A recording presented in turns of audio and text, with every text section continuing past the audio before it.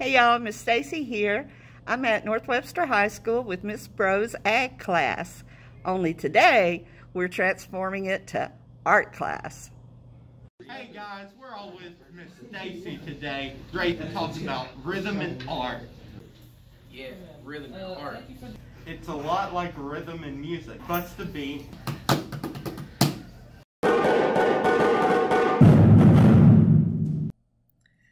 Rhythm is one of the principles of design.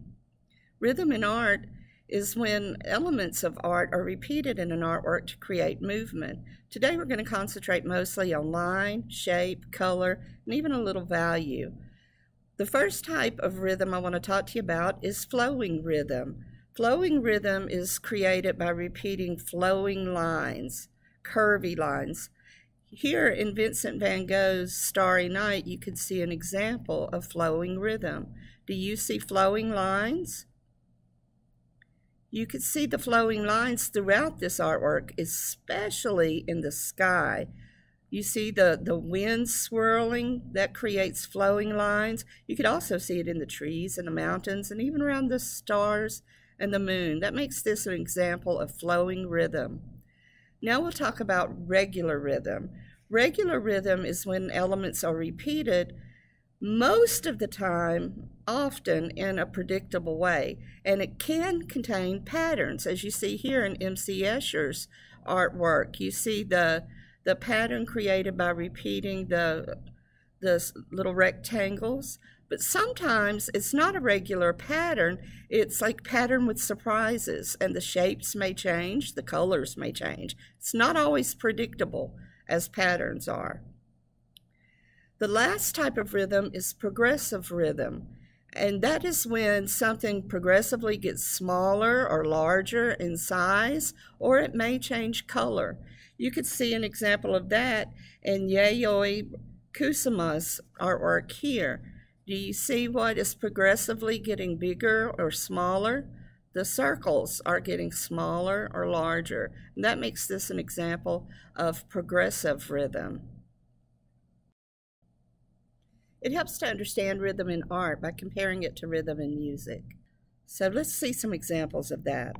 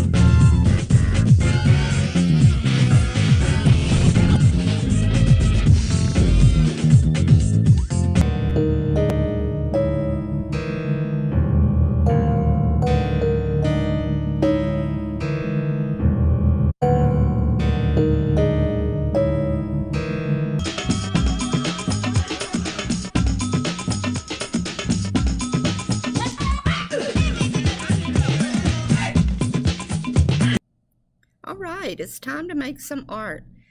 I'm using a Sharpie, paper, colored pencils, and maybe even some markers. I say a Sharpie, that way you won't be tempted to erase. You're going to use whatever materials you have available. You could even do digital if you like.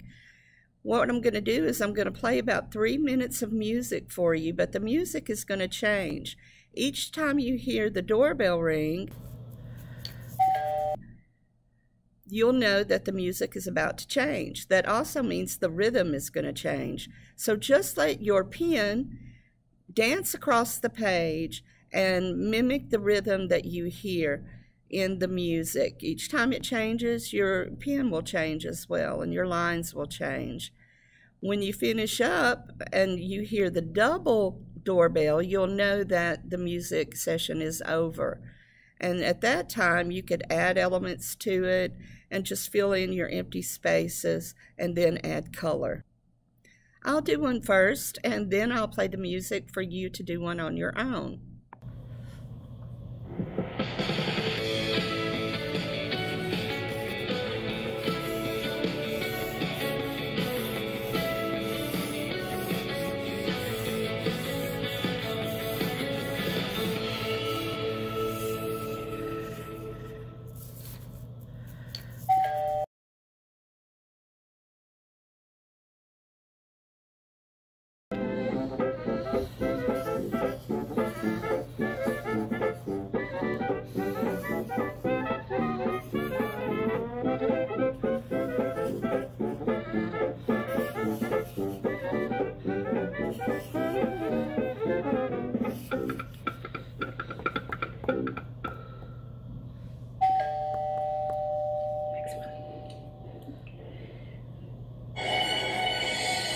Ooh.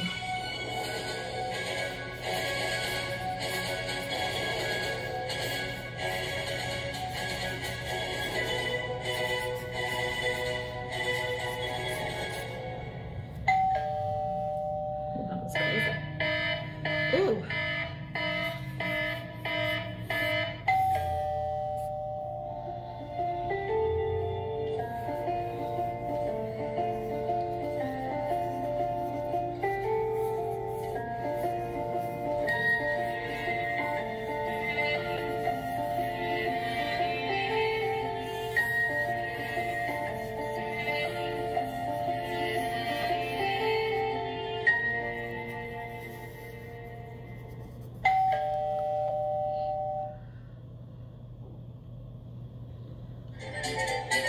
Ooh.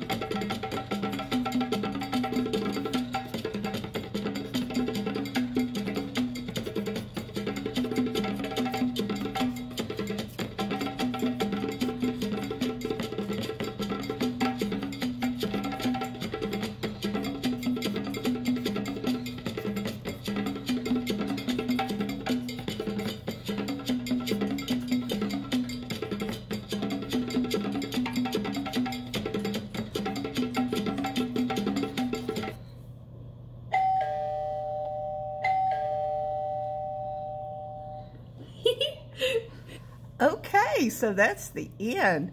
What I'm going to do now is I'm going to go back, and if I have any spaces that I feel like were ignored or maybe empty, I'm going to fill them up by repeating some of these elements that I have here.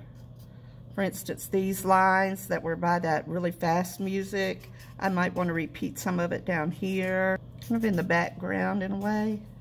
These beats, those little squares were from that really, I could hear some snare in there. I'm going to repeat that here and there.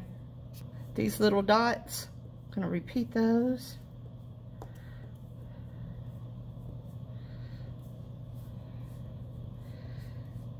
When I get through filling in my paper, I'll be ready to add some color. Now, you've seen like the Zentangle and things like that. We could go in if we want, and we could add some more things before we color it, just to give it a little more interest. Now when you color it, take your time and do a nice neat job, and don't be afraid to layer your colors on top of one another and add some shading. That always makes it look really cool. Remember, if it was a calm music, slow music, you may want to color it a cool color. If it was something exciting and bright, you might want to use warmer colors. Also, if you want something to be in the background or to go backwards, you would use the cooler colors and the brighter colors to bring things forward. If you want something to be a focal point, you might want to use a different color than the colors around it, something that would contrast. Keep all that in mind, everything we learned about colors.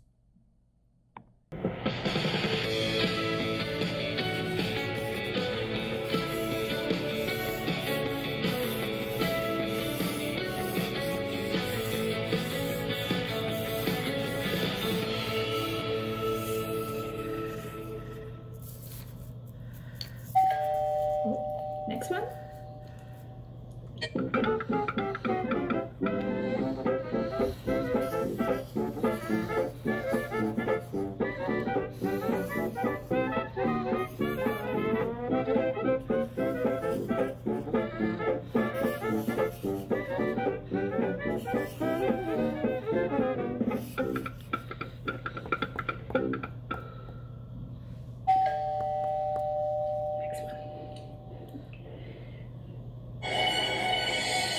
Ooh.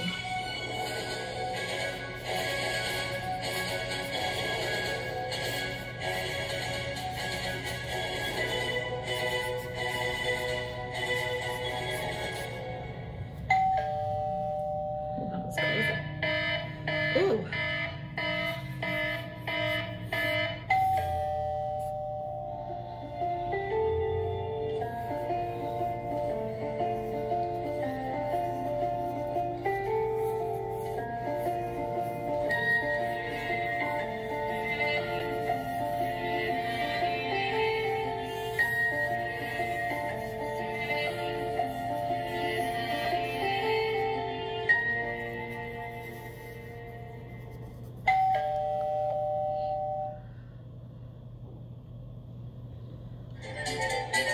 Ooh.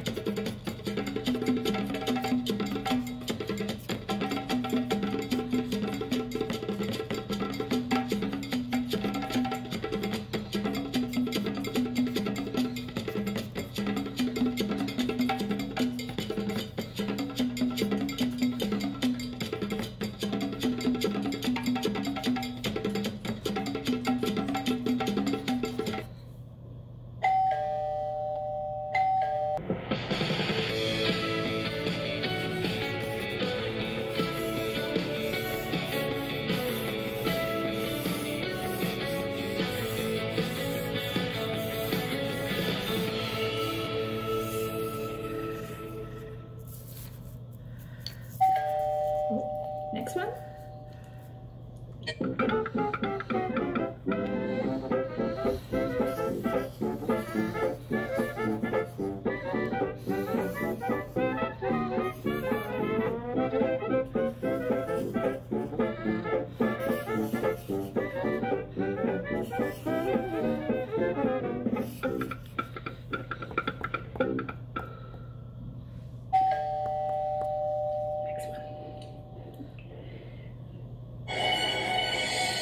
Ooh.